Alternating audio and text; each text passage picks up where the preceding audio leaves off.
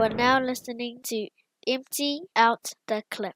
This is for grandmas that pass knowledge down through stories and songs. Most are not with us no longer. We pay homage to you. Yeah, yeah, yeah. We pay homage to you. Yeah, yeah. Born and raised in the 2024 in a time way before technology connected us all. I was raised about. All right, welcome to another episode of the ATC podcast, Empty Out the Clip. It's your boy Leti. There's some fates coming to you with another one. This time on a Monday, cold, drizzly afternoon.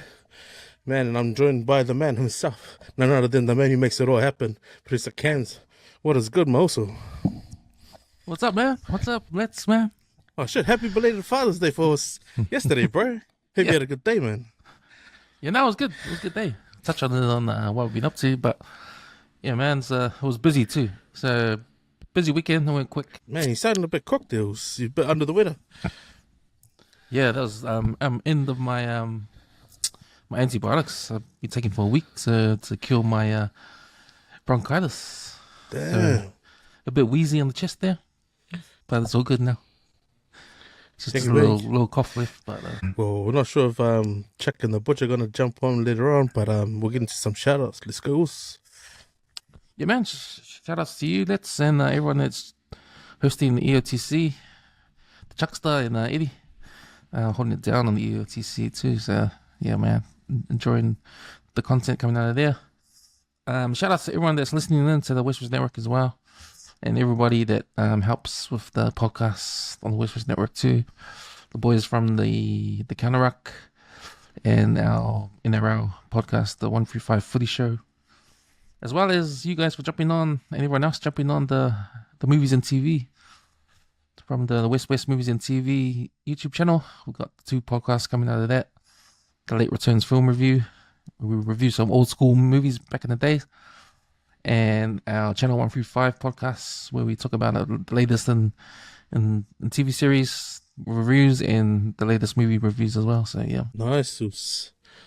On my shout-outs list, bro. Firstly, a happy belated birthday to my 2 bros, to Elliot and to my nephew Cass. Cass turned 29. It's probably like my only nephew that keeps in touch with me. It's pretty funny, eh? Like, you go out of your way to not have a social life as a kid and help these guys grow up, and he's the only one who does it. So shout out to him. And another and belated happy birthday to Sin. It was Sin's birthday the other day. yeah. And also, yeah, it's funny watching her stories. Just like, when you got a lot of love coming your way when people are tagging you in their stories. So yeah, shout out to happy birthday to her. Another one's to all the usos who I always do this thing on Father's Day, and I go to the cemetery and I always take photos and pop in and see the old men down at the cemetery, but with committee. So shout out to my brothers Jagger and Junior Fawai Toto. Another one's to those Sam Yohane, also to the cousins Leroy Muller, and also to Brady and Leighton, the old man Renati, and also to my mate Lance Lufo, who's over in Brisbane at the moment. Popped in to see his old man as well. Also, I had one more shout out to my niece Oksana's darling daughter Tusela. So she turns 3 today. So yeah, I'm grateful for that. Facebook lets you see what people are up to, and you can sort of understand, like, if you've missed a date, or it's there to be reminded by you on Facebook. Yeah, that's my shout out. So what about you, Chucky? Hey, what's up? What's good, brother? Yeah, my shout outs go to all the viewers out there in Okalangi City. Hopefully all is well. Hopefully all is good. Yeah, good to be back. Still recovering from a little bit of a bug, but hey, it's all good. Also, shout out to the families. Yeah, hopefully all is well. Shout out to the families overseas as well. Hopefully all is good. And yeah, and shout out to all those facing adversities as well. So yeah, like I said, good to be back. First time back in a while. So yeah, hopefully all the viewers are good. And yeah, that's me. Shout out to all you guys. Nice, sicky, man.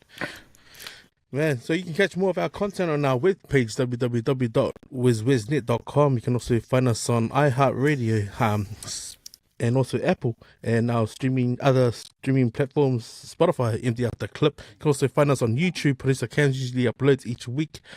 We got a Facebook page. It's a private page, Empty Out the Clip. You can send in a question, answer the 3 questions, and hopefully security will let you in. Second news, man, it's been a weird week, hey? We're just touching on last week also. If you can remember far back enough, how was the week was? Oh, Until your Father's Day. oh, Father's Day, yeah. Father's Day is great. What a blessing. What a blessing to our fathers also there that passed on as well. So much aloofas to you guys, celebrating in the kingdom of heaven. How was Father's Day? Yeah, humbling, just reminiscing a lot and singing a lot of songs and just connecting with loved ones and seeing what they're up to. Yeah, I can't complain. Weather was always good, rain or shine. Can't complain there. So hopefully all the viewers too had a good one. Seeing on the comments as well that they've been sport. So yeah, much aloofas to all the fathers. Yeah. Yeah, Father's Day was a long one for me, bro. After my last shift Sunday morning, my ngava came home. Actually went to the WesWes pools with my girls. Oh, Man, the nice. body needed it. It's been sore, man.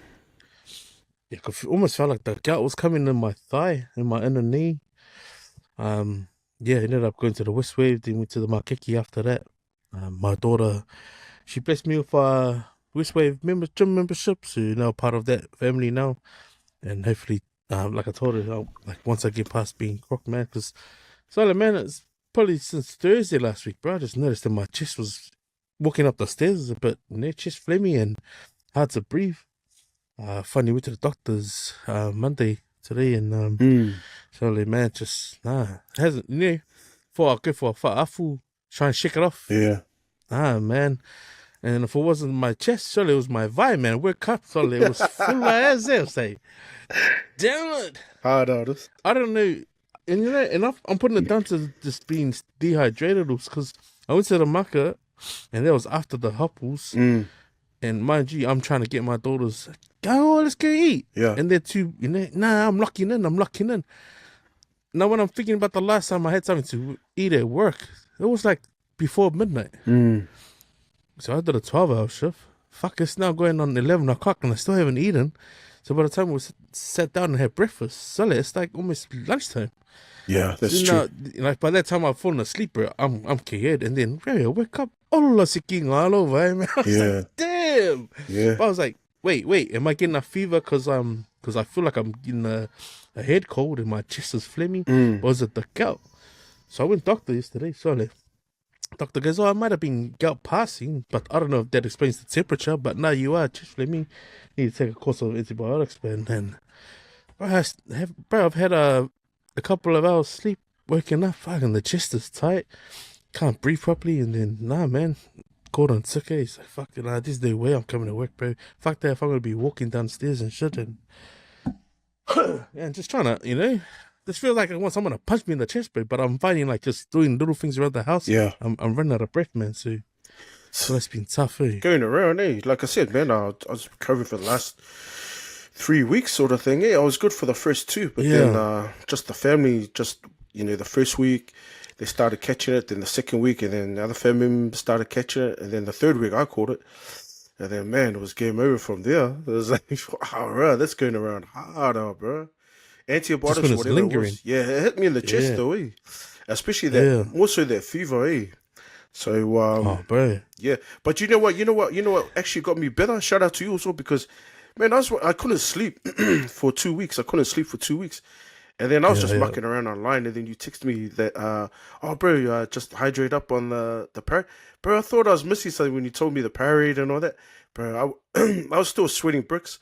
I went up the road, petrol station, just 5 minutes up the road, man. So I just got four loads of Powerade, man. I was just peeling it down there.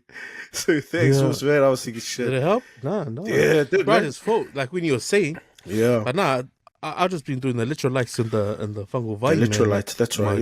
Yeah. Just my daughter's sachets that's lying around the house. But I mean, it's like you get a burst of energy, but then after that, pretty little vine, bro. When that shit's so tired, eh? I just hate that sitting there ugly breathing, like, and you can hear yourself wheezing. Yeah. You know, it's like fucking. You just want to cough it up, but I'm like, nah. Fuck. Yeah. But I gotta get back on the horse and get one of my shifts this week, bro. It's like, bro, it's like always man. gonna be. I feel you, bro. Okay. I feel you, bro. Yeah. Nice one, Us. Nice. Oh man, got a bit of technical difficulties. I think producer Cabs keeps dropping in and out. But if he manages to jump back on, there's been an interesting lot of news. Oh, there is. See if it's his Wi-Fi playing up. How was your week, producer I've had Cabs? some technical difficulties on my end. How was your week, Cabs? My week, yeah, man. I had a week of on antibiotics. So sorry, my internet went down, so I went back on just in time to hear you guys' story about antibiotics and stuff. Man, I've been on that too, man, for a week. So I just got off mine, but I had a case of bronchitis, man. So stuff in chest and hard to breathe. So it's I gotta say it's one that I always get anyway. Or when I get the flu, maybe every 2 years or so. But yeah, man, it was bad. But nah, man, back to work and stuff like that. So yeah, it's all good. I had a busy week. We're still doing our Chief of War reviews every Monday. so Roger and Bobby, they jumped on the episode we just recorded. So I'll put that up tonight or tomorrow morning. And yeah, we're still doing our reviews on the channel 145. So It's nice. Dicky. Oh man, we'll get into some hot topics, man. But before we do, did you catch any of the sport, man? Get into our weekend wrap of sports 10 for 10. Anyone catch anything interesting? Because I probably only caught one game, and it was probably I was annoyed at myself for watching as much as I did anyways of the 15-minute highlights. But check it over to you, producer Cams. yeah, so it was a big game for the All Blacks because Springboks are coming down here, play Eden Park, and the record is on the line. So All Blacks haven't lost at Eden Park for 30 years. So I think this is the best time that someone could beat the All Blacks. You know, from just the hype of the Springboks winning 2 World Cups in a row. Springboks, you know, being a powerhouse most recently, but they did lose a game to Australia, and they're down at the bottom of the table of the championship. Yeah, so yeah, don't know what's going on there. Bit of spanner in the works there for the Springboks. So they come down, and I actually bet on the Springboks to win there. But it wasn't meant to be because even the All Blacks they didn't play a really good game, but they managed to win the game. They scored their first quick try by Imoni. He scored that try in the beginning, first 2 minutes or 3 minutes there, and I just thought it was funny because I went to a mate's house to watch the game. So he's got a setup like a man cave in his garage and big screen TV and alcohol and all that kind of stuff. So I was there. It's funny because when you watch the game at home, you can actually concentrate on the game because you're by yourself, or and you can watch the game. You can analyze it at the same time. yeah, and you sort of remember a lot after the game. But when you're having a few beers with your mates and you're watching the game, it's hard to concentrate on the game. Like everyone's talking. Yeah, and you're sort of having a conversation about what happened during the week and all that, and the game's on, and so you end the night thinking, can't even remember what happened in the game. Yeah. So it was one of those things. I watched that game, and I did watch at home before I went out. I watched the Wallabies versus Argentina game. That was a good game, man. Both of them were, man. I love Argentina, especially their backline. I mean, the execution, man. They're like all the basics, right? They're fast too, and all that kind of stuff. So yeah, it was a pretty good game. It was a close game. Argentina scored 2 quick tries in the first half, and it was sort of like a tie at the end of regulation, and the time was still going. So, you know, the Wallabies turned down because the Wallabies were down by 3 points. They had a penalty in front of the goal. Either take the penalty and end off a draw and get the bonus point, but they said, nah, we're going to go for the line. So they went for the line. And I was thinking at that moment, you know what, that's the best thing they could do, man, for the fans, you know? Like, show some heart, man. Don't worry about the free to get the easy draw. Yeah. You know, go for the line and try to win the game, man. So I was happy when they did that. And then they got another penalty. I think the time was like 80 minutes and 84 minutes. They got another penalty right in front of the goal. So they had another chance to kick the goal and draw the game, get that bonus point. But then, you know, at the same time, we're going to go for the line again. Or they went for just a tap. Oh, they went for a tap. And it was cool because when the camera went to the coach, Joe Smith, you can see the smile on his face. Like he agreed with the decision to carry on, not go for that kick. And I was thinking, man, that's a team of heart, eh? That's a team of heart when you do stuff like that, eh? Like, much respect to the Wallabies, eh? Trying to go for the win rather than settle for the draw and just that one bonus point. And they managed to get over the line there, score that last try and win the game. So, yeah, man, it was an exciting game. Nice. So I watched that one, and did I catch any of... I caught Manly Seagulls beat the Warriors at home. So I was like, it was a good win, but we had to win by 80 points to make it through. So it was a hard ask anyway. But it was DCE's last game, and he played well. He's going down as one of our great halves because to end his career at Manly, because he's going to go next year. He kicked the last field goal to win the game. So crazy. Yeah, and he did his press conference afterwards. And he was saying he's not going to turn back. He made his decision. He's going to leave. He wants to leave the way he wants to leave. He wants to end his career how he wants to. He doesn't want to look back. Even though he spent all of his career at Manly, you know, he's got whatever reasons, he's moving on. And all you can do as Manly Seagulls fans is say, well done, bro. You did your service to the club. You could go on your way, man. Go on your merry way, make a bit of coin, eh? Yeah, man. Nice. No, I didn't get the chance to catch up on any games. What about you, Leti? What did you catch up on? Oh man, just the summarize of the sport. That just the stuff that interested me was like, congratulations to the man himself, Adi, on his 100 games. Yeah, man.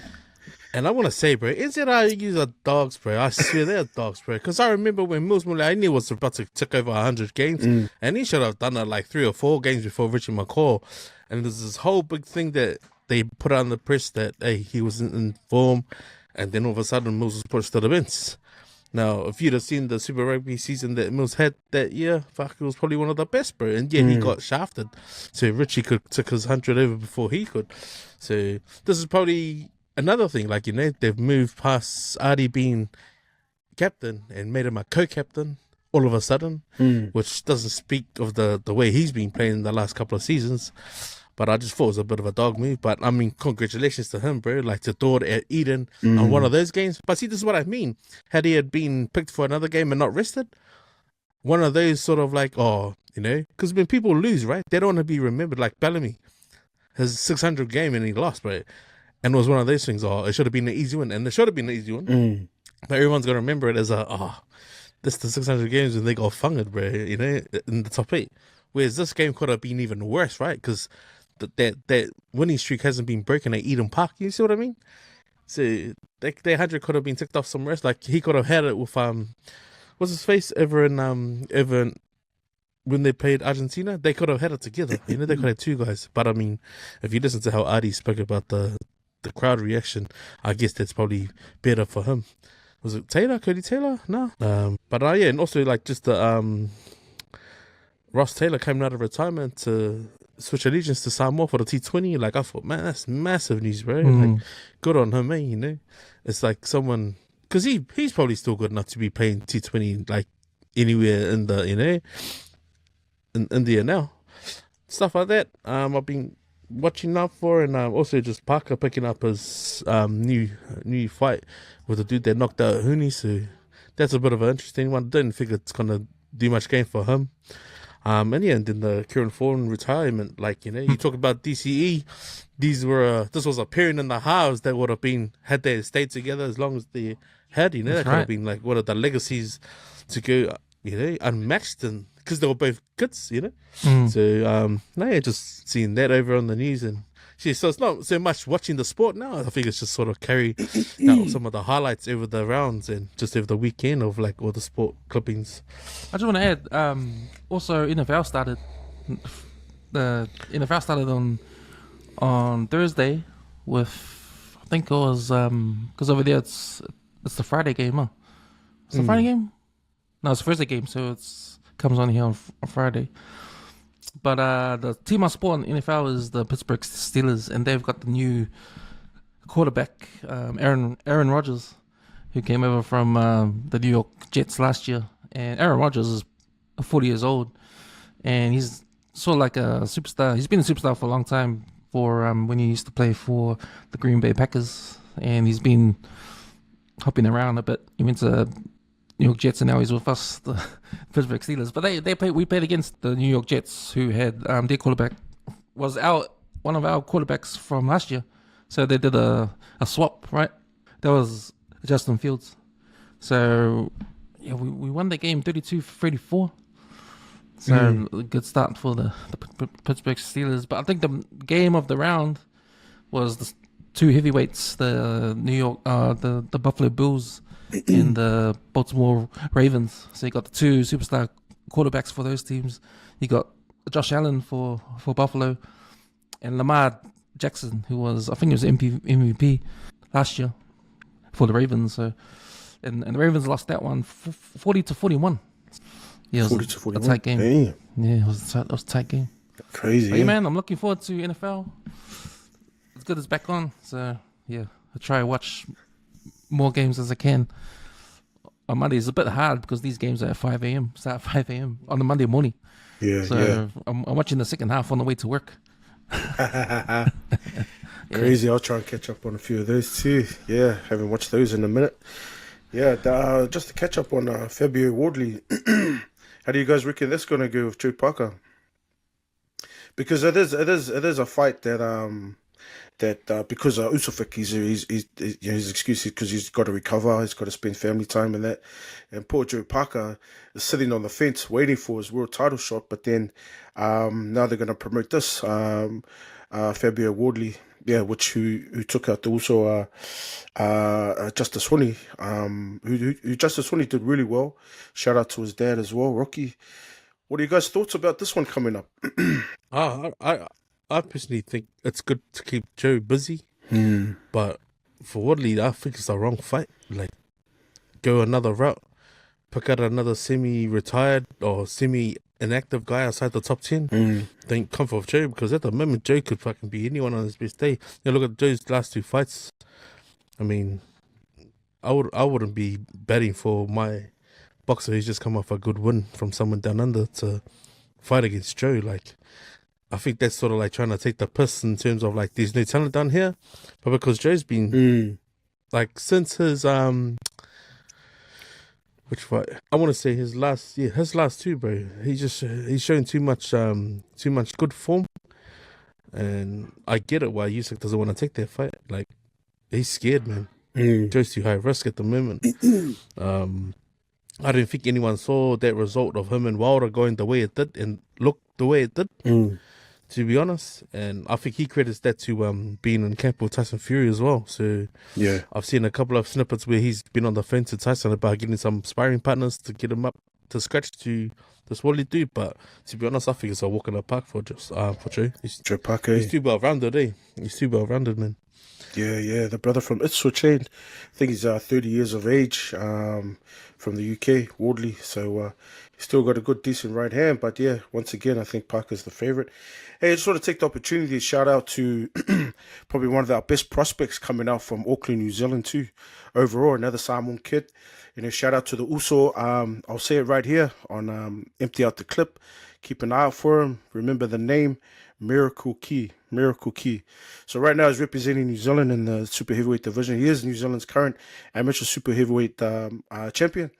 So he is going through the process, but I believe when it's time for him to actually transfer over to professionals, that's the next biggest thing.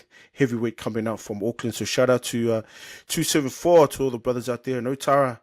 Yeah, home of the brave, Miracle Key. Wish you all the best, man. Can't wait till you turn pro. Sticky. We'll get into our topics, man. I don't know if you haven't missed it, but it's been all over the news. And yes, sadly, a father who had taken off his kids and went rogue for the last 4 years, was fatally shot by cops. There's been a whole lot of different point of views and whole lot of media and New Zealand Herald doing what they do best, spinning a whole lot of shit. But if you guys have done enough video and reading research on what's happened, it's obviously the father, Tom Phillips, who got shot after shooting at a policeman and fatally lost his life. And he was just on a quad bike with his daughter with him. I don't know. In my own opinion, just straight off the bat, I don't think it was justified for him losing his life. People can come at us in the comments and say a whole lot of but this.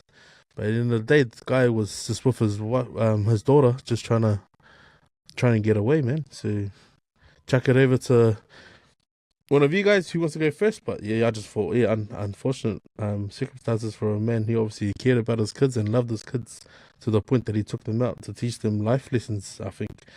I don't think they're going to be messed up like these other ones they trying to compare to, and this is the media spinning their twist on it. But yeah, who wants to go first on that one? Yeah, I'll touch up on it a little bit. Yeah, I mean it's a story that's been going on for 4 years, right? It's been on the run for 4 years, and he went rogue into the bush, right? So I think there's more to it than what it is. I mean, the coppers have been after him for that much long. So his kids, I think they're about 9, 10, and 11 now. And they've also been rogue with him. So yeah, sad ending. But also shout outs to his family as well as the copper's family that got shot as well, because he's still in Hamilton hospital getting in critical condition still and going through surgery. So 4 years rogue in the bush. I think he's had some support there as well, because when they checked out the place, it's still under investigation.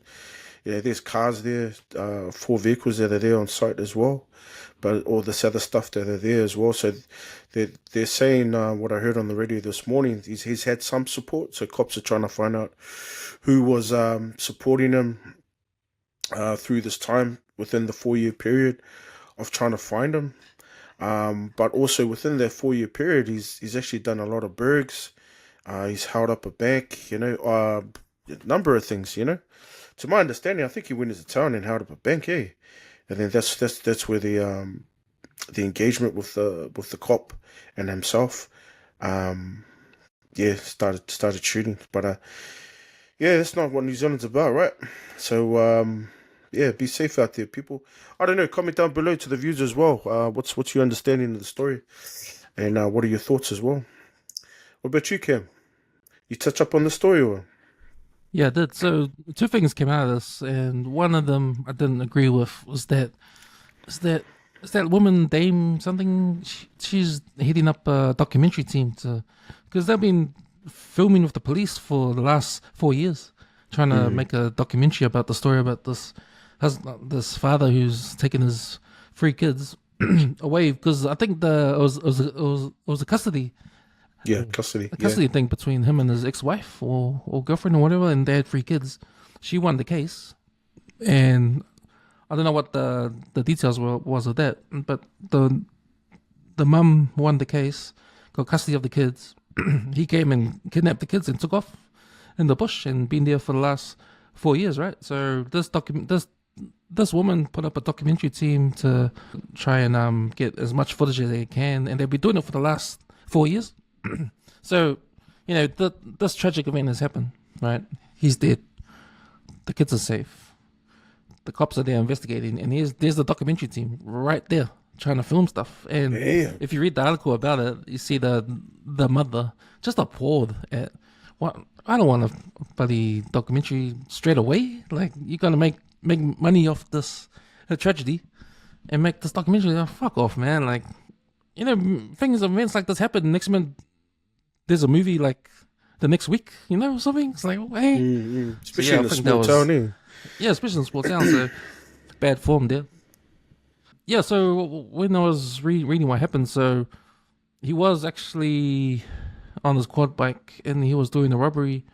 I don't know what he was robbing, but it was late at night. It was after midnight. And he got reported, so a neighbor called the cops, and the cops went down knowing it might be him. They had it was a good chance that it might be him because he's been doing robberies in that area, right? So the police went down, they scared him away. He rode off in the quad bike. One of the cops put some spikes on the road, and the quad bike went over the spikes and crashed a couple of meters down. The cop went to investigate. He got shot in the head. So the father got a gun and shot the cop in the head. And then another cop came, and it says that there was engagement, and the father got shot. Right. So yeah. So that was the details that came out. The kids weren't there. Only the older daughter was there. So the other two kids were missing.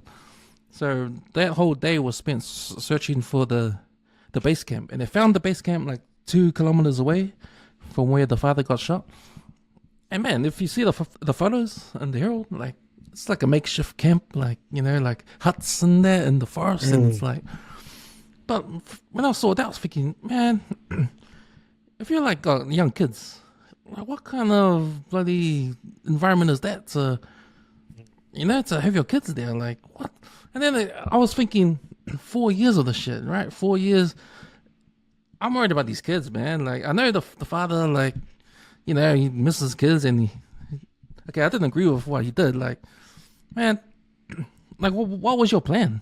Like, live in the bush with your kids that young? No schooling, no socializing with other kids.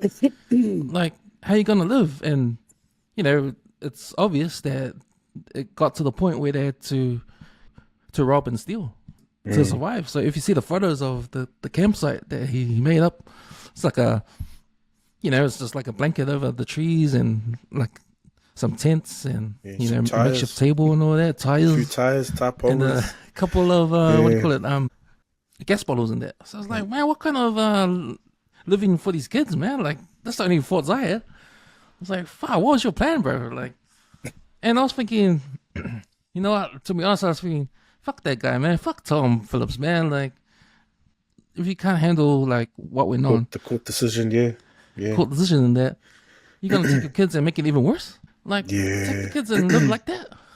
Like, what kind of? And now this has happened. He's dead because of it, right?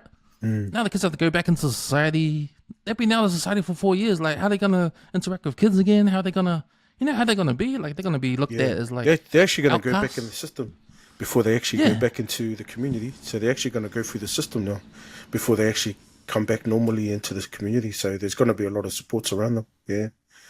Yeah, but even that, the trauma of living there, trauma of the dad dying, especially the older kid that was there when the dad got shot. It's like, what's gonna happen to her? Like, you know, it's like all that kind of stuff. And the poor mum, like, she gets the kids back, but what kind of kids she's getting back? Like, are they gonna traumatized? Yeah, traumatized, and they have to learn how to sleep in a proper house, again. You know, drink water and all that kind of stuff. Not Interact really with like other kids. Yeah, man. Like, but man, when I saw the photos of where they were living, how they're living, all I was doing is thinking about those kids, man. You can't make even if they're your own kids, man. How can you let your kids like live like that, man? Like, I get the father and he misses kids, but bro, there's better ways of doing this, man. Like, you chose the wrong way of doing it. Like, man, I don't know, man. But yeah, I'm sure we could build better huts than that too. Just looking on the further way, our kids are just, what the shit is that, bro? It's like a beaver's little nest or something, you know. But then what about the education? What about the education, kids' education? Well, you can't. You're not a teacher. Well, you're gonna teach them how to live in the bush, how to hunt pigs in there. Like, hello, there's like civilization just just down the road, you know? Like, what do you need to do all that for? You know? Fuck, poor kids, man. Shit. Yeah, not even giving them a choice, say, right? Yeah, so at the end of the day, Yeah, just putting that in the environment because of him, but because of his choices and his love for his kids too. But still, yeah, it's not healthy for his kids. Yeah. Yeah, so, yeah. A tragic story, man. But you just got to think about, just sad. Just a sad story all around. Yeah. Sadly, no, I didn't actually think of it through that lens. Because in my head, straight off the bat, I was thinking, one man, 3 freaking kids under the age of 10, and a whole police and search and rescue couldn't find them. What does that say about the New Zealand police and search and rescue in New Zealand altogether? Wasting our taxpayers' money in 4 years. That's what you call that guy Kelly Award right there, man. And then secondly, it's like, 4 years. Like, how you going to take 4 years? That goes to show you when your family and friends go missing, 2 weeks. Did they really look for 2 weeks? Like, really? Like, come on, man.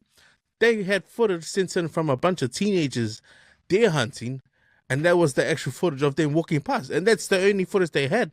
And when they messaged their dad, hey, we just seen this guy out there. And he didn't approach him. He's got a semi-automatic on him. Didn't even bother him. So if those teens could do it, how come the police? Like, come on. Like, ring Rambo. Ring Rambo to come do the job. You just can't do the fucking job. Make it even worse. They went and shot the guy dead. Why? It didn't even need to come to that, man. You know?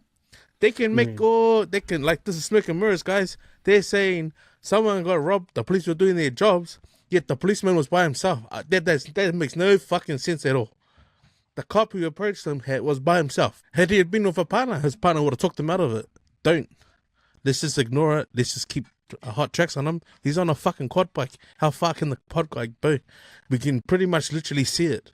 How about we call aviation? How about we get someone in the sky and try and find them?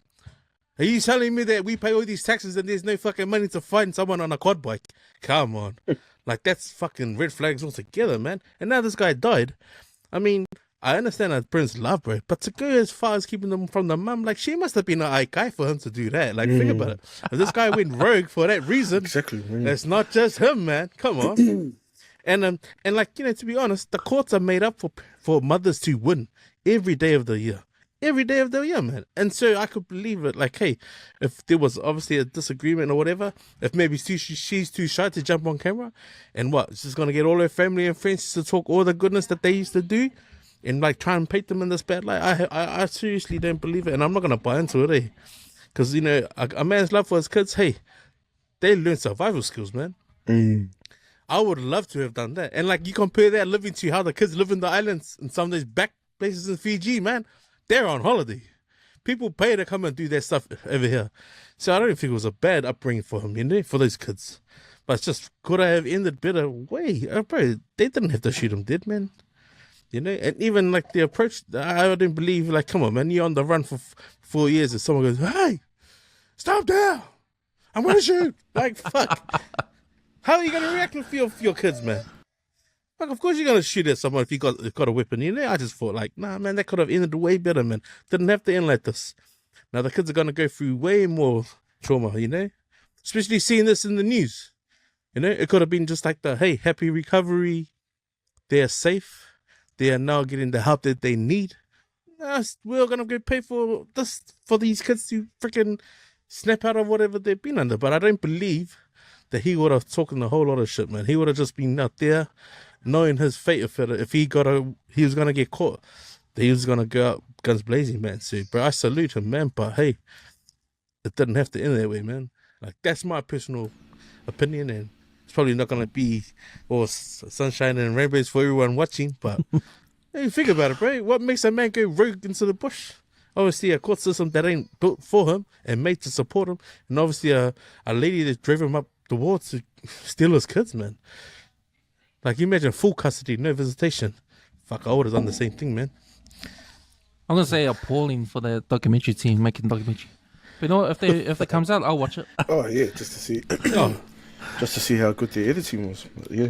If it's the same guy writing articles about TP and their funerals and all the rest of them, yeah, fuck, it would probably be good to watch. Or was there anything else on there, guys? Like, I mean, sadly, Tom passed away, and his kids have to, they still, what are they going to be able to go to his funeral, man? Is he even going to have a funeral service? You know, it's all that stuff. Yeah.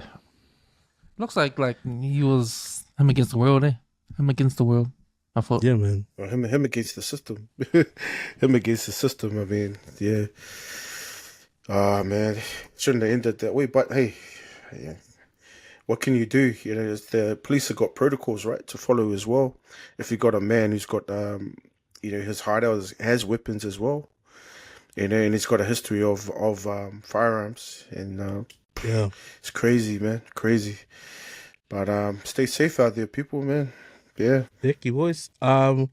Just onto this next topic, a grandfather must. We'll save that for Fia Poko of the week, man, because that's where that one belongs. But the neo-Nazi leader in Australia called to be 501 back because of the speech he gave at one of these protest march in solidarity for the immigrants and their rights to be in Australia. Have you been following along with all the marches, man? Because there's been a whole lot of conversation and confusion, eh? Because obviously, these guys got the mic and managed to talk all that shit and make people, all the you know, peaceful marchers walk away from it, man. Is it even a real thing that the guy will get 501? Yeah. I thought, like, you know, if they're calling for this guy to come back to New Zealand or send them back to New Zealand, then, man, these Australians can have their fucking terrorists back. Like the guy that's, you know, the mosque shooting guy. The mosque shooting. Yeah. Hard. So we're paying tax money for him to stay here, to be in the prison there. Yeah. So they should have already put a bullet in his head, eh? yeah. But you know, it is what it is. He's still alive, and he's in our jail system. So do a swap then. You can have your bloody terrorist back. But yeah, man. I think there's no place for any kind of Nazi organization in this world, man. Doesn't even. You know, you gotta be full of hate to call yourself a Nazi, man. Like, you know, after the history of what happened in Nazi Germany, World War II, the Jews and all that. Like, there's still organizations out there, hey, they call themselves Nazis that, you know, and they agree with everything that Hitler did and all that kind of stuff. And to me, I'm like thinking, man, what kind of upbringing have you had for you to think like that still? And this guy's a adult, man. How old is he? 27? Or 32. He's 32 years old. Thomas Sewell.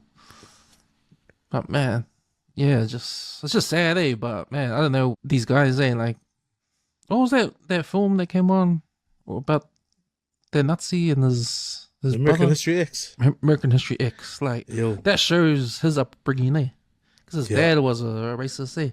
So he grew up like that. So, you know, it comes down to that.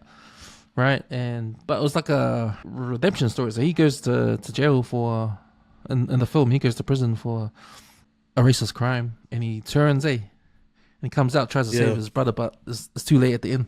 Yeah, man, I just think of that when I saw the footage of this guy. So I saw it went viral on TikTok, the march, and you see this guy in the speech.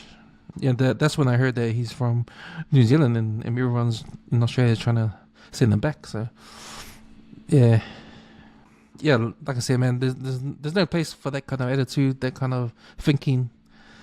They want him out of Australia, but we don't want those people here either, right? So, but there's people like that everywhere. Some get attention, like this guy gets put on the news, and everyone gets outraged. Crazy, eh? What was the actual speech about? He was strange. He more or less was just alluding to, like, this place is better without all the immigrants. This place was built from the fathers of all the white men, and all the white men who came here to build this never was full of immigrants. And it's almost like he hasn't put a time factor on when, apart from just saying all that bullshit at the start. But from what I guess, he's talking about the whole lot that have moved over in the last, say, 40 years, you know?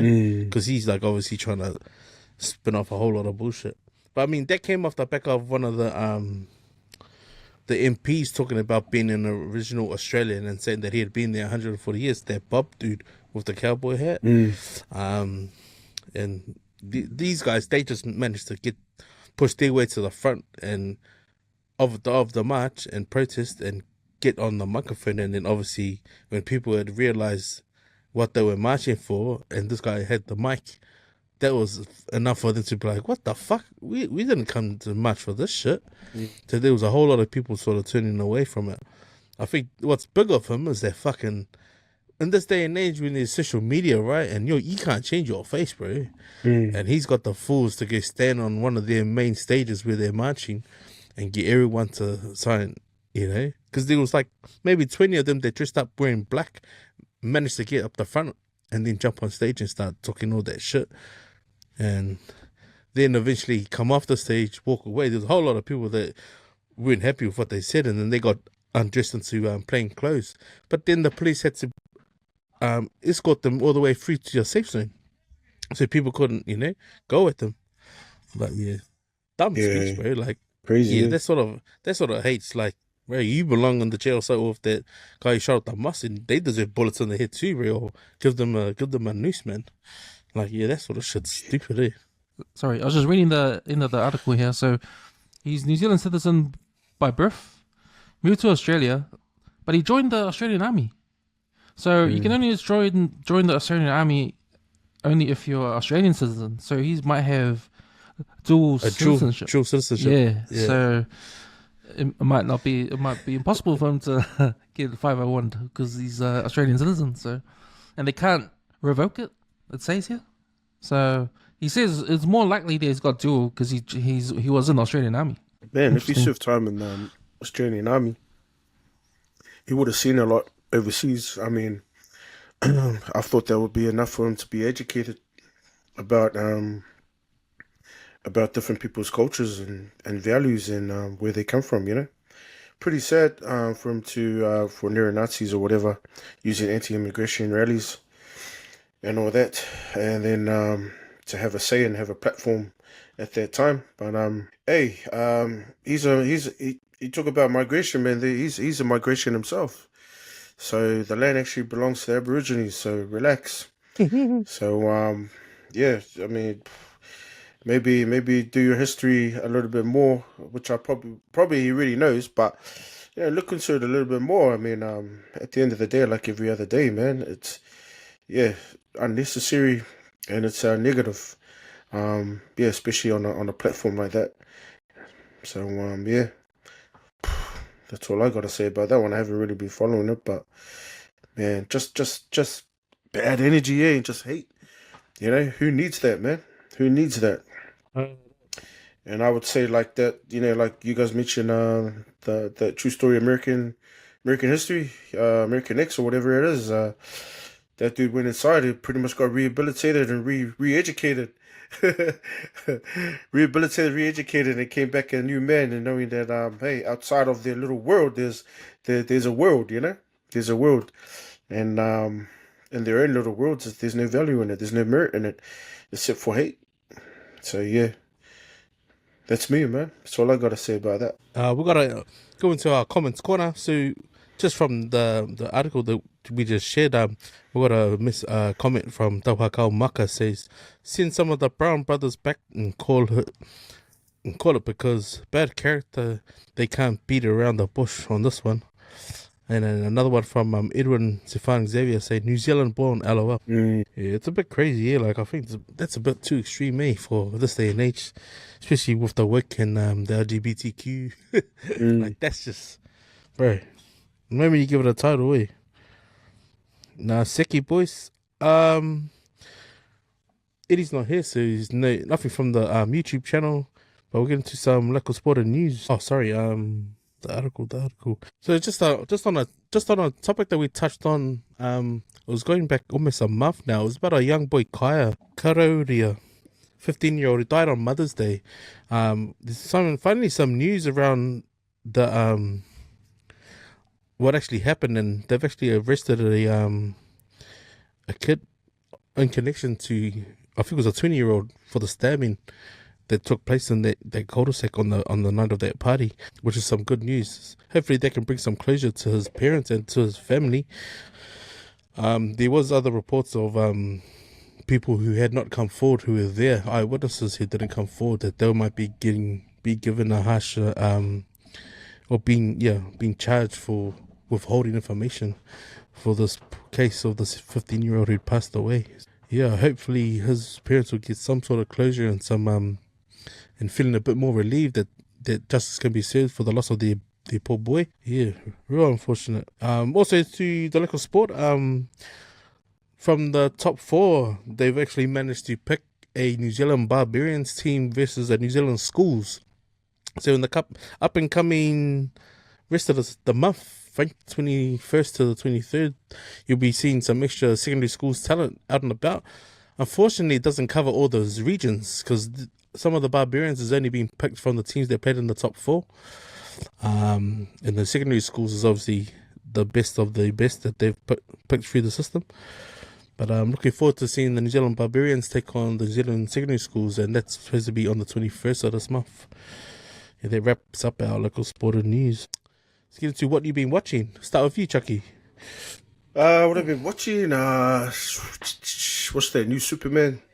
Watched that new Superman movie. So, yeah, interesting, eh? That Superman movie. There was a little bit of comedy in there, you know, and then drew back to the original story, I suppose. But yeah, not bad. I was really digging that one. So, what else? Yeah, I actually tried to watch the first series of the Chief of War, but then when I tried to find it again, it didn't come back on. So it's really, Yeah. yeah, I was trying to find it again. I actually had it. I pushed play, and then I just went out to the bathroom, came back, and it disappeared. So I was thinking, hey, what the heck is going on here? I was actually keen to actually watch the first series, yeah. But yeah, I'll try and find it again, and probably just get into watching that as well. A few All Blacks in there, I noticed. There's a few All Blacks in that one, so that was pretty cool. What else have I been watching? What else have I been watching? Yeah, just some documentaries on NFL from the early 2000s. Yeah, been watching a few docos on that, just on what are they up to, like, you know, after retirement and that. Quite interesting too. Yeah, so yeah, I actually got to watch a few more just to get some facts going. What else? Yeah, I'm trying to avoid those new movies that are coming out, like those scary ones that are coming out. What's that one? They got that doll one, and then they got the Conjuring. Conjuring. Yeah, man. I was like, what the heck, bro? Man, that's just getting stupid. That's just going overboard now, man. I say, shit, I'm sure that shit didn't happen. Yeah, that's all CGI shit, man. They're just adding this, bro. Those writers need to go to church. So shout out to those writers, man. You guys need to go to church. What else? Yeah, actually, that movie that you guys just mentioned, man, there's some crazy stuff on TikTok, eh? This guy went to the cinemas, he went and watched it, and then he was having like a spasm fit during the movie, man. I was saying it was because the movie was related. You know what I mean? He was like, you know, had a flipping ghost jump on him or some shit like that. I don't know if there was a sort of promoting the movie sort of stunt or what, man. But shucks, man, this dude was seriously not right. There's been priests going to the movies and just doing a prayer for the people going in. Oh, yeah. Is that Stuff true? like that. Yeah. That's true. In America, yeah. Yeah. Blessing the people before they go in. I mean, how silly is that, eh? Man, just don't go at all, mate. Yeah. That's just crazy, man. I'm serious. They start playing that inside the Falisai. Oh, no. Yeah. Oh, shucks, man. Crazy, eh? That's what I've been up to, guys. Yeah. What about you guys? Yeah, I got a bit of a Father's Day gift from the family. Went to the movies, went to IMAX to watch Jaws, the original. So it's the 50th anniversary of that movie on IMAX. So they reformatted the movie to fit on the IMAX screen. The man, it was pretty good. It was pretty packed too. So, and Jaws is one of my favorite movies when I was a kid, man. And directed by Steven Spielberg. To me, like, because I watched it 100 times when I was a kid. And when I watched it at IMAX, that's the first time I watched it probably in 10 years or something like that. Because I've always been watching that movie. Because I really think that Jaws is the most perfect movie in the history of movies. And what I mean by perfect, I mean The acting is up there. The acting is really good. The story is good. Technically, it's a good movie. Like it's flawless with the way Steven Spielberg directs the film, like the camera shots, the tension, the dialogue, and all of that stuff. And it was made in 1975. And if you watch the movie, if you were to watch the movie now, you would think it was made yesterday. Because that's how good the movie is. Like that, you can't remake it. You can't remake the first Jaws movie because the first Jaws movie in '75, it's perfect already, man. So, it's one of those movies that stand the test of time, like hard out. Stand the test So of would time. you say it's perfectly scripted? I think it's perfectly scripted. Perfectly executed. They sold it to the owners because that whole generation and generations to come is traumatized to even go near that. You know what I mean? After watching, I'm sure. Yeah, man. That's when you go to the beaches, like shit, realistic. Man. Nah. You know, there's people in the islands that never even been to the beach, or people inland that never been to the beach. And they go, Jaws. You already know it's not a dog. Clearly not a fucking cow or tiger. Talking about the fucking. Oh, you talking about the great white shark? Fuck. Yeah. Right. That's how good that film was, bro. Yeah, man. You can't tell anybody, right, that's a fake shark. You can't. They say, nah, that's real. It's real. Yeah. I think there's one on the original scene that I've seen, and it's when Jaws, when they finally put a picture of what the shark was, right? Because you can imagine talking about like Suleiman, and these are people who are on land, got their pen and paper, writing bullshit like, all right, and so it was a shark, same size as a poo. They're looking at each other, just fucking cracking up. Wait then, you ain't fucking wait then. When you see it come up, son. And that wasn't a whale. And on that note, the chief of war, how the old Polynesians diving in with great white sharks and. Imagine Samoans doing that, bro. Samoans are probably the smartest ones with the sharks and our stuff there. You can have your teeth. I'm already a warrior by not even going near there. You know what I mean? There's some bullshit stories there, man. You jump into the sharks with the great whites. Man, stuff there. Man. Yeah, man. So that was me, man, at the IMAX. Man, it's good because at the beginning of the movie, Steven Spielberg, he comes up and he talks to you. He talks on the screen like, "Oh, thank you for coming to watch the movie again. 50 years. I was 27 when I first made this film." There's all that kind of stuff. So, yeah, man, it was pretty cool. I did watch the old school movie. I wonder if you guys have seen it too. It's called The 25th Hour. It stars Edward Norton, the guy that was on American History X. And it's a Spike Lee film. It's a movie about he's a drug dealer, right? He's a drug dealer and he got caught. And this is his last hour before he has to go serve time in prison. So the whole movie is just about that last 1 hour. And he has to he's real sad. And he goes out with his friends that take him out on one last night out. And it's about him. Yeah, it's about him thinking about what he did, and his friends like they're trying to support him, but at the same time, his friends are like, "See, that's what happens if you we try to stop you from doing all this, but you got too greedy," and they're trying to talk to him like that, and their mate and Edward Norton, he's going to jail. He's like reflecting on what he did, and he's got a girlfriend too, and they all go out for a night out, his last night out. And yeah, man, it's a cool film. It's an old one. It's been out. I think it came out 2005. No, it came out 2015 or 2012. Yeah. That should be good, because he's a good actor. He sounds well, Yeah, he's a good actor. Yeah, so I thought it was good. It's got good acting and stuff like that. So yeah, it's if you want to watch it, it's on Disney. It's on Disney Plus. It's funny, man, because you talk about movies to watch. But I want to watch that the Real Smashing Machine. Yeah. Because I think just after seeing The Rock's post interviews, and I think this is reaction at the premiere, how he was obviously upset. It's quite emotional. And they just all the interviews before the premiere even played. And I think this is one of the most realist. I think supposedly if you watch the because there's many trailers of it, right? But if you watch one particular trailer, you can obviously see how The Rock's obviously put himself in character for the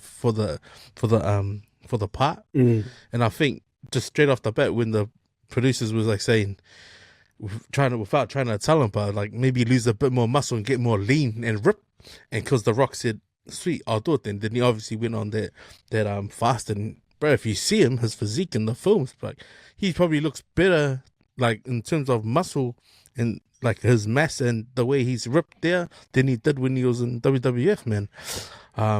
So I've just been, once I saw the interview and I started clicking on the real Smashing Machine and on the dude, the Kerr guy, I was just like fascinated. Mark Kerr, yeah. So I just started trying to pick up all these highlights and reels of him and just to try and digest, like, oh, true. So this guy's based on it's based on a dude who was OD'd twice and is still alive. So now I'm looking forward to trying to watch that somewhere. Just been trying to watch a lot of like just information on him that's in already caught on video. But I've been catching up with Future. I know I sent you a couple of links for that. Kaisar, the bro working on his WRX with the Holden engine in it, because he's got it to paint now. He's finally put the side skirts of the STI onto his Impreza. He took the bumpers into his cousins and they started painting it. They've now put it together. Now he's got it on the back of the trailer. So the gold rims come out really nice on his white WRX. His dad just put another I didn't even know where it was supposed to be, but it's obviously something off the steering arm.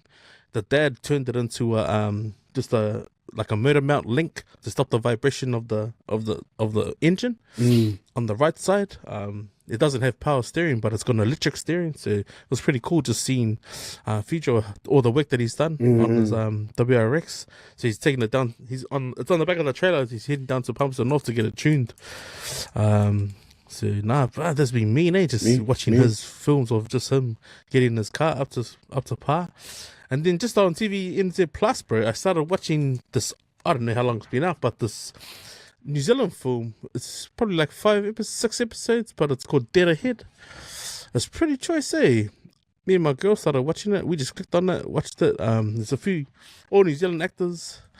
But it's just about a lady who just lost her mum. She returns back to the family homestead and obviously been living abroad, becomes a lawyer. Last employed in London. When mum passed away, she moved back home. And now her kids are seeing ghosts around. So it's pretty wicked, man. Because if you listen to the boy's got an English accent. The daughter's sort of like an Australian accent. But her husband, he was Kiwi. And he started seeing a ghost. But it's just crazy, they're on family land. And instead of going straight to the cemetery to say, pay respect, they went straight to the house. And now the kids are seeing these ghosts around. And it's pretty sad because the daughter makes a remark like, "Oh, I saw Uncle Hone told me where it was at breakfast," and the mum was like, "Hone passed away. Like, is that your sort of thing of a sick chick? To go to your room." The son said, "Oh, how did you end up at Uncle Bull's?" "Oh, this lady." Oh, without saying it, and he goes, "Oh, I was just talking to this lady. She shipped me up there." And when he put it to the picture, it was the picture of the grandmother. There's all stuff like that, bro. But the way it comes out on the film is really nice. But yeah, that's been a good watch. I got another 3 episodes to go. So you'll probably watch one after this. And then the last one's just Jaden Lang, man, bro. Loving his last clip, and I'm following his reels, bro, on Instagram. But he obviously shared his visitation to the Samoan Victor Support Group in Samoa, bro. And shout outs to Lina Chang for the work that she does for those children over in Samoa, man. Like, bro, it got me the waterworks going, bro, because I watched this 13 minutes long, bro, and just all the stuff that probably not spoken about, but it's the like the incest or some kameki in Samoa, and obviously this lady can't close her doors, right, because they can only house 100 people, and she says like there's some days that I can't close my gates, I'm just gonna feed whoever needs to come in. So, bro, and just seeing Jaden get pretty upset, man, like fuck that. That's real, you know what I mean? And that's an issue like people didn't want to speak on about, but like they're not government funded or anything. Like they literally stay above float just by people donating things to the shelter, and then also just like me Lofas as well. So, bro, that guy's got a big heart, man. To the crew that have been funding him to get out there and do the work that he's done in the last 2 months, bro. Like, man, props to you and blessings to your fellas, man, because that's awesome, me. Yeah, that's what I've been watching, man. Because you brought up The Rock and Smashing Machine, that's a movie on the watch, man. I know Keen's watched that. So I brought up on the Channel 135 podcast when we were doing Chief of War. I brought up to Rog and Bobby. I listened to this podcast. They were ranking the top wrestlers who's transitioned over to become actors. And I want to ask you guys if you agree with the top 3. So number 3 was actually Dwayne Johnson. Number 2 was John Cena. And number 1 was Batista. Do you guys agree with that? Nah. I don't know what films those guys have been watching, but reviews your browser, guys. Yeah. Nah. Yeah. I reckon Rock in top 3, but I don't think, didn't rate Batista, didn't rate John Cena as actors. Nah. Yeah. Do you rate Dwayne Johnson though? I think after this movie, yeah. Yeah. Because he's getting some accolades for this, eh? Yeah. Best producer, directors, a film writer. Rock will be in top 3 of wrestlers who have transitioned. Oh no, maybe I got to think about it more, eh? No, I don't rate Batista or John Cena in regards to making that transition into acting as a proper. I think they just, man, probably for guys that size, you know what I mean? Probably. Because what about Debo? Yeah. He said Debo didn't own his script. Tiny Lister. Yeah. Like, well, that's what I mean. Not many of guys that size. I mean, that's why I give it up for a guy like Arnold Schwarzenegger. You know what I I mean? Started off as an action hero.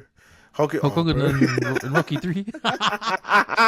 And all he's doing is wrestling. He's Connie Sylvester Stallone like a piece of shit. Like, What about those other movies? After that one, he was doing some Hollywood movies, Hulk Hogan, and then those were fail. He did No Holds Barred.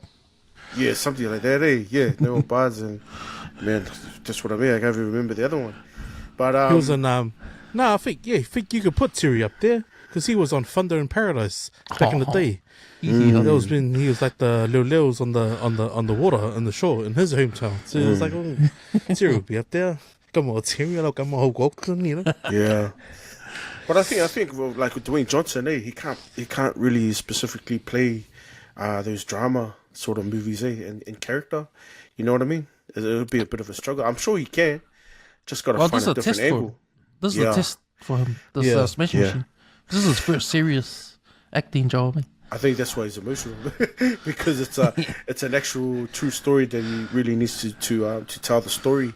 Not only that, but the man himself is a pioneer of the first UFC when UFC first started. So one of the best to come out. So hopefully he sells that well.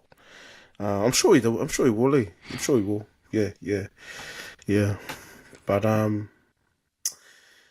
Dwayne Johnson, you're the man, bro. When you come back home to Samoa, like,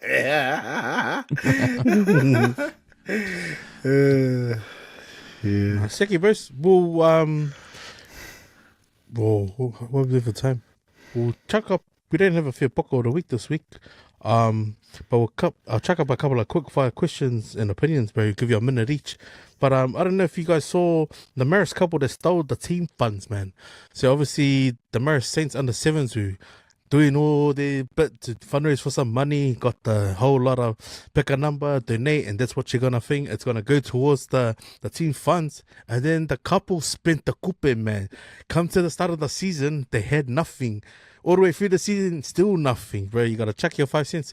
Starting with you, Cams. What's your opinions on that? Man, kick them out, bro. Kick them out, man. Don't invite them back. Ban them from the club. Whatever it takes, man. That is appalling, man. What do you mean you fundraising, you spend all the money on not what is supposed to be going on? Man, that is... And you know what? I hope that reputation sticks around for years after that. And everyone knows about these people, man. Like, man, that is not on, man. Fuck, that's sad. Hey, Chucky, I know the club's close to your home, but Born and raised into the club, man. Married Saints, man. Here we go. Man, it's not the first time it's happened, eh? I mean, oh, it's not the first time it's happened, eh? You know, we've all Sharks heard stories of it. I mean, that we can send. It's ballsy to do that, to take away hard-earned working funds, you know, for the kids. That's the priority is the kids, you know, at the end of the day. So for them to do that, disheartening. Name and shame them, share it around to our communities. That's me, man.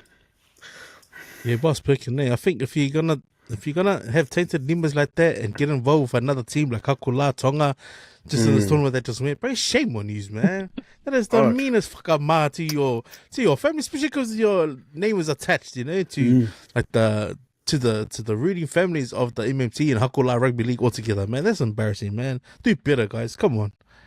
Last one is someone posted up I think it was Eddie shared it on the MT Out the Clip page, and like, was this over the top? Was it road rage letter? Like, so obviously a bit of road rage has happened and it might be a couple of doors over. Did you decide to leave the letter inside the Pusameli? Like, is that Fia Poko, or is that a good way of you know, instead of being ugly on the road, you know what I mean?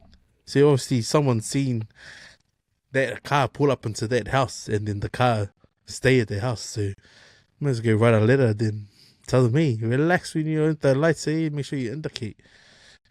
Stuck with you, Juggy. Yeah, that's crazy, man. Yeah, that's pretty scary. Getting up in the morning and finding a letter of complaint about your driving. I mean, who the shit followed you home, or you know what I mean?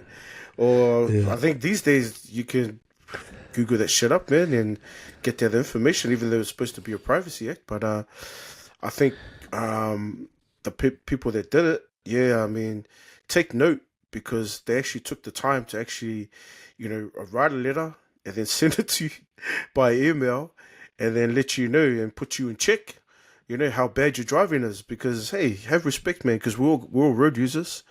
The question is, how stupid are you to cut somebody off, you know, and put somebody else's life at risk as well as yourself? So I reckon good on for the people to actually write that letter and make the effort to deliver it. That's some real uso styles. But, you know, that's also scary as well, man. If somebody did that to me, I was like, oh, shit. You know, I just got checked. I better check myself too and check my attitude. The next day I must definitely be driving properly. So, yeah, man. I agree with the guy, with the people that put that letter in. Yeah, hopefully they didn't follow them home. I'm sure they just Google their number. The only other way is getting the license plate and then finding them online. Eh? There you go. That's the only way to do it. There you go, man. And the other way, instead of following them home.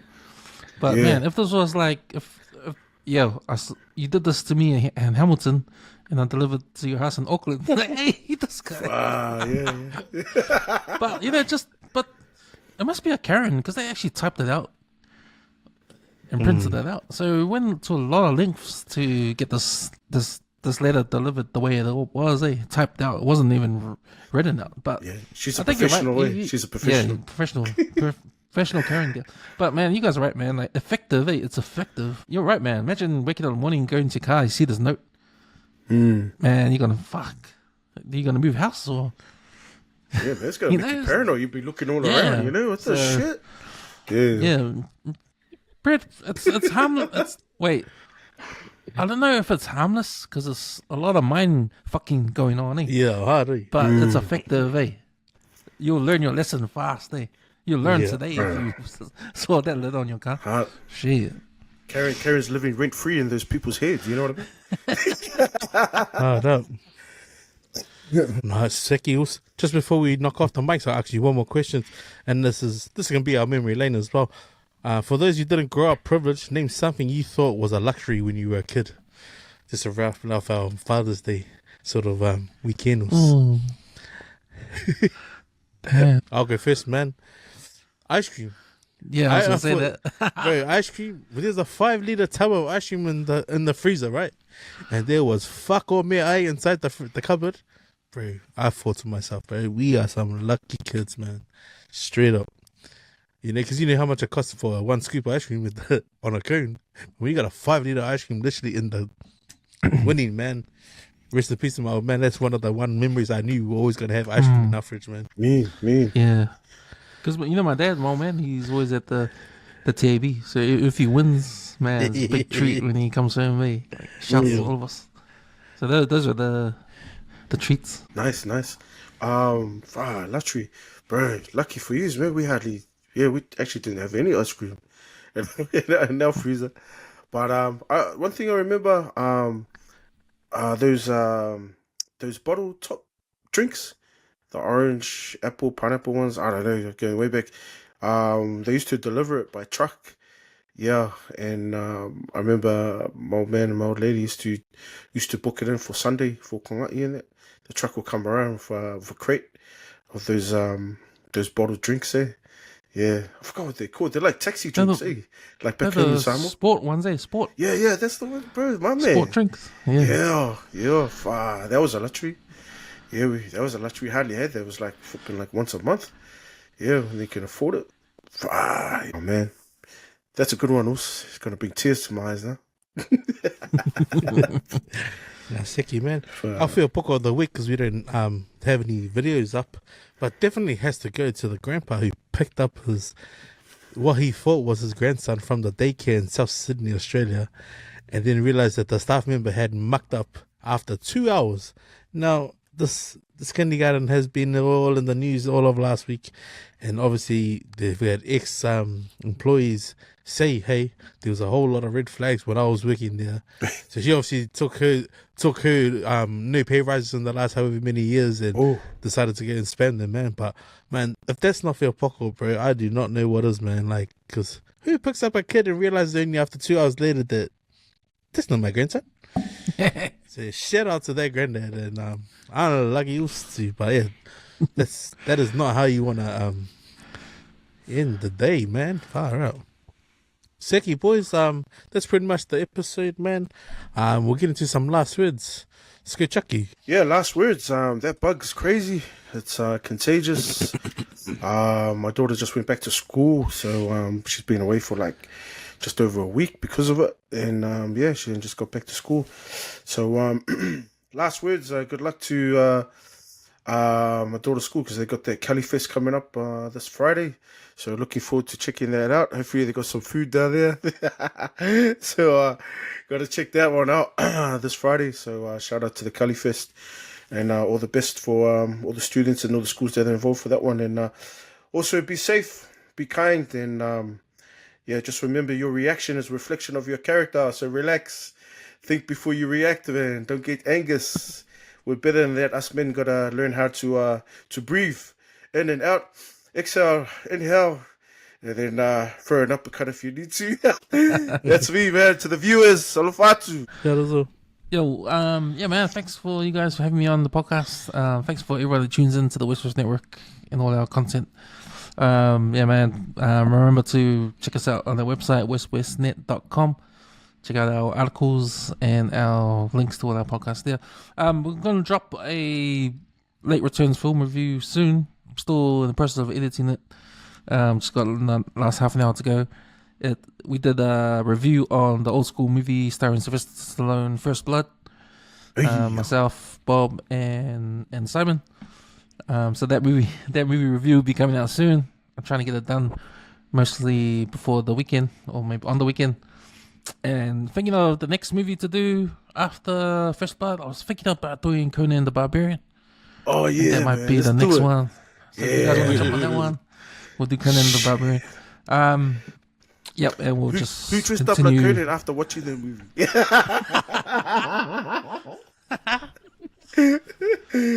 Yeah, man.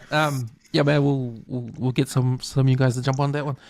Also, Channel 135 is still going. We've done Chief of War. That episode 7 review will drop soon. Oh, we'll do it tonight. I'll drop that.